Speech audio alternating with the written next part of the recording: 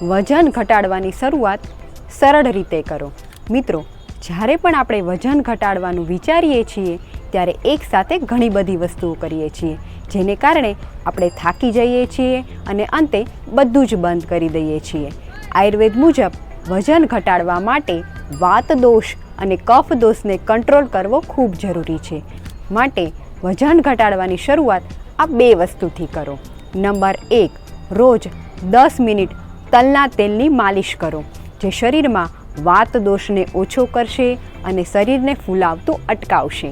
Number 2, માલિશ કર્યા પછી 10 મિનિટ ઉદ્વર્તન એટલે કે પાવડર મસાજ કરો, જેના માટે ચણાના લોટમાં ત્રિફળાનું ચૂર્ણ નાખી રૂંવાટીની વિરુદ્ધ દિશામાં ઘસવું અને ત્યાર પછી ગરમ પાણીથી સ્નાન કરી લેવું। આમ કરવાથી તે શરીરમાં કફ દોષને ઘટાડશે અને ચરબીને ઓગાળશે।